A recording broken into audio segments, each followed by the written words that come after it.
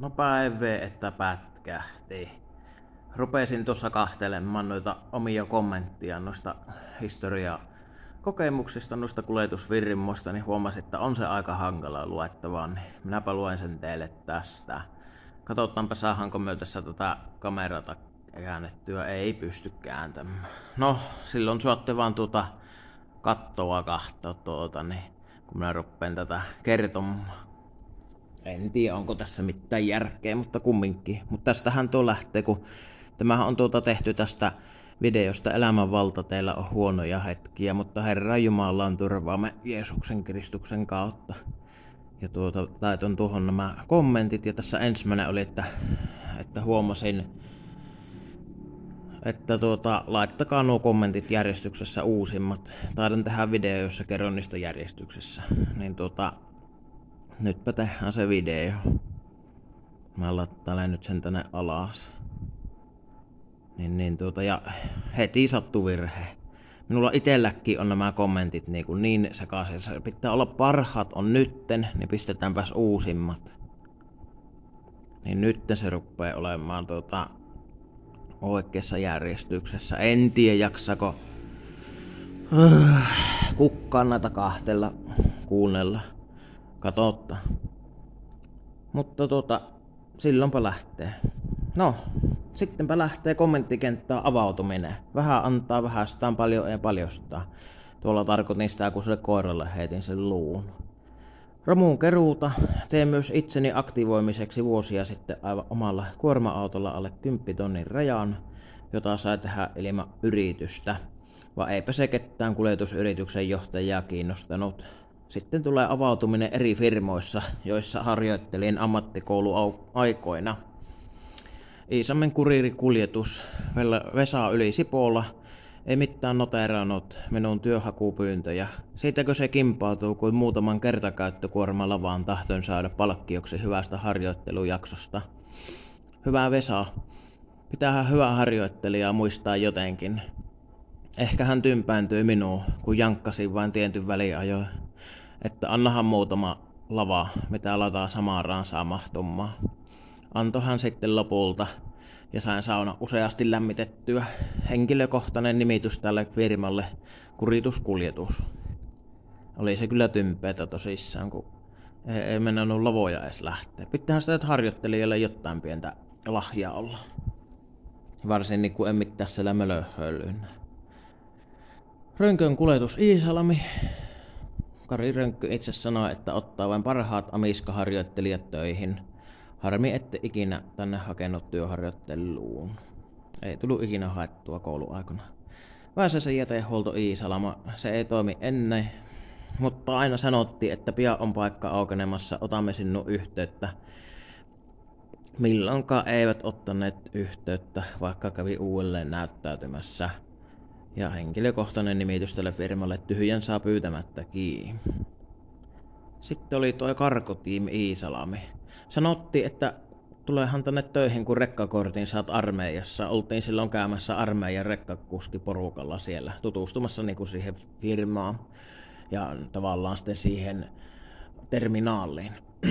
Kun menin sinne armeijan jälkeen näyttäytymään, niin eipä enää työpaikkoja ollut.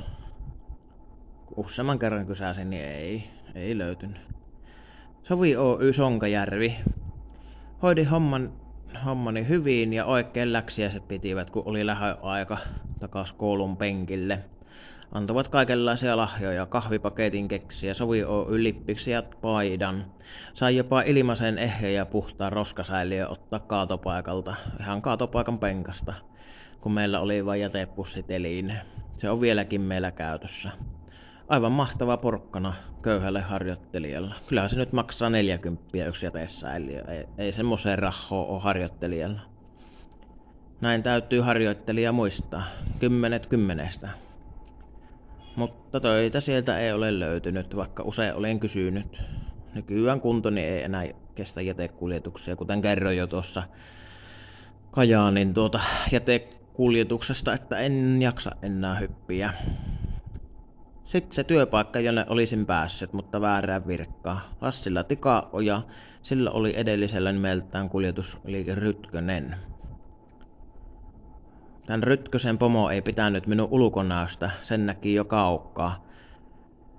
Hyvin hommani hoisin kuljettajia auttaen ja omiakin keikkoja heittäen. Toki vairilaitteiden käyttö oli hankalaa konttia kuljetellessa, mutta selvisin siitä, kun aikaa laitoin siihen. Kuka ei ole seppä syntyessään. Sitten toi Rytkösen korjaamopäällikkö sanoi minulle huoltoharjoittelujakson päätyttyen, että tervetuloa korjaamolle. Hän suosittelee minua, mutta kun en taha olla raskaan kaluston asentaja, vaikka sitä osaankin tehdä. Kuljettajana voi huoltaa vaikka nimikkoautoni, mutta en tee sitä joka päivä, koska en minä oo mikään rassoja, minä oon kuljettaja. Vaan ei tämä entisen Rytkösen johtaja ollut niin pahaa kuin seuraava. Toki oli sillä Rytkösen johtajallakin semmonen ongelma, kun silloin oli joulukato, niin kuin olin siellä. Ja sitten käväsin siinä kahvihuoneessa yhden konvehtin ottamassa, niin siitä ärähti, että ne ei ole työntekijöille, että ne on vain johtohenkilöstölle. Kaikenlaista. Ei edes yhtä konvehtia. Vaan tämä Jukka Hyvösen yhtiö. Voi juu, tässähän haki Jukka töihin sinne rekkakurssille. Ja myös sitten jatko töihin ihan omaan firmaansa 12 kuljettajia. Minä oli yksi, joka pääsi siihen haastatteluun ja siihen kuului ajotesti. Sain pisteet 3/5, koska en ollut aikoihin ajanut kuorma-autolla ja unohdin sen, että se oikkuu mutkissa. Yhden lumivalli vähän yli kookkasin, mutta eipä siinä niinku mitään. Se vaan huomasi se ajo-opettaja, että ei ollut ihan niinku handelissa, vaikka oli tosi niinku handelissa, niinku käsissä. Sitten se Jukka kysyi tulevaisuuden suunnitelmia, niin minä siihen, että pitää nainen löytää ja perhe perustaa. Sittenhän Jukka Hyvönen teki kunnianloukkauksen, mutta en minä ikinä tästä ottanut en ottanut tästä asiaa, en tehnyt mitään rikosilmoitusta, mutta se kyllä niinku Jukka ihan selvästi teki siinä rikkeen työnhakutilanteessa. Ei tämmöstä niinku saa mennä sanomaan työhakijalle. Sanoi, että menehän sitten perhe perustamaan. Ja tähän mä oon laittanut väliin, että sanokaa te katselijat, että eikö rekkakuskilla ole aivan samat oikeudet perustaa perhe kuin muillakin. Eihän minua ole jo valtateitä naiteta yhteen.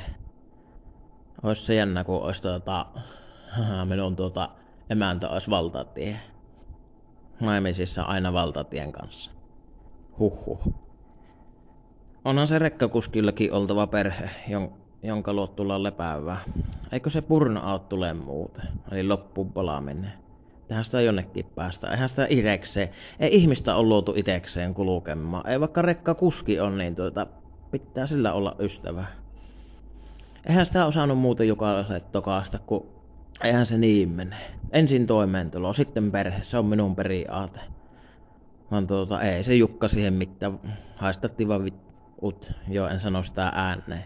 Se on niinku piilovilua, mitä se Jukka harrasti. Meinasin minä semmoista niinku harraste takaisin, että käydä lapsellisesti postilaatikon reijättämässä, vaan enpä oo kehannut. Mutta tämän takia minulla ei ole lapsia, vaikka olen jo 36-vuotias. No monet naiset toki ei lähde työttömän perään, mutta se on myös se minun periaate, että eihän sitä nyt perhettä kannata yhteiskunnan varoilla tehdä. Meillähän on niin paljon elätettäviä, että minäkin on niistä yksi elätettävä.